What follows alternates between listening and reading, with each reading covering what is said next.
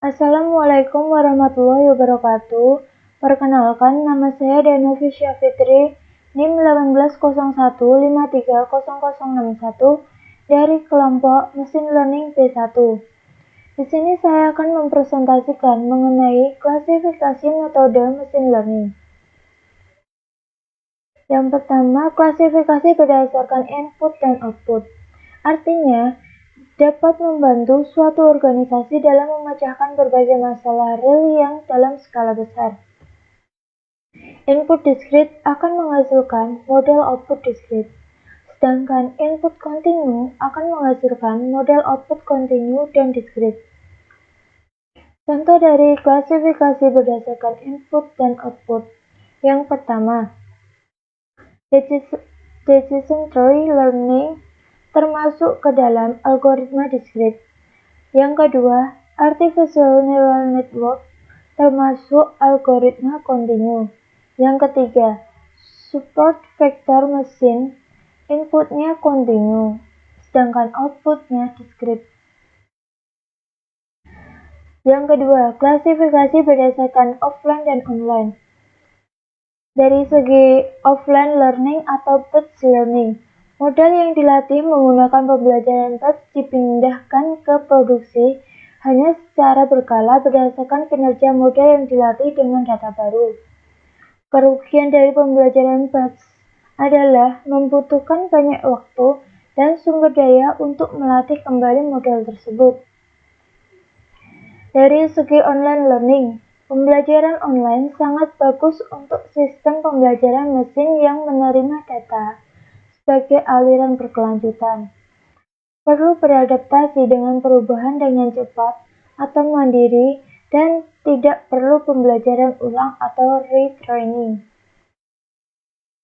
Salah satu kelemahan besar dari sistem pembelajaran online adalah jika diisi dengan data yang buruk, sistem akan memiliki kinerja yang buruk dan pengguna akan melihat dampaknya secara instan.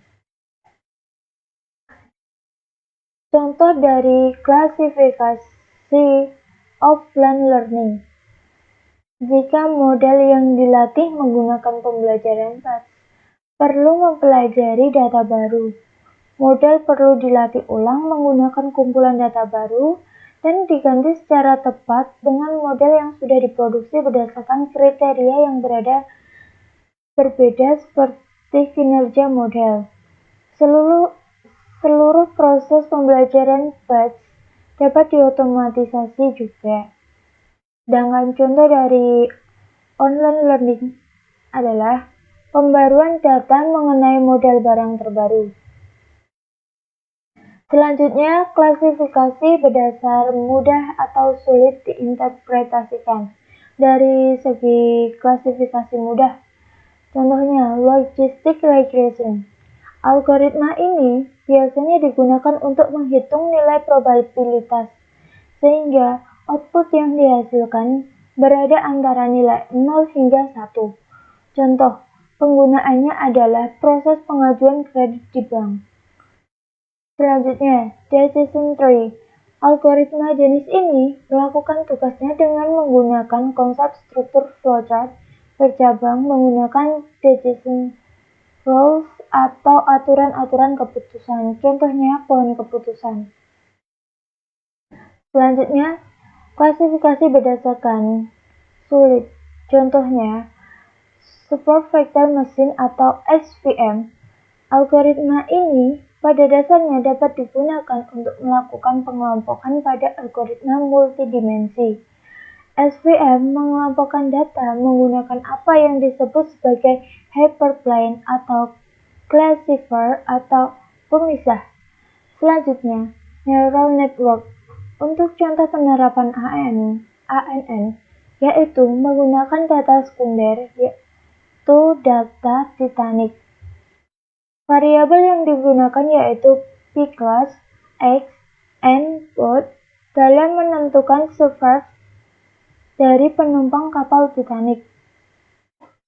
Selanjutnya, klasifikasi berdasarkan induktif dan deduktif. Dari segi induktif, penalaran yang menghasilkan kesimpulan berdasarkan observasi ganda, contohnya EGGS algorithm, and Prolog EPG. Dari segi deduktif, penalaran yang menghasilkan kesimpulan berdasar premis atau konsep sebelumnya. Contohnya, Bayesian learning, decision tree learning.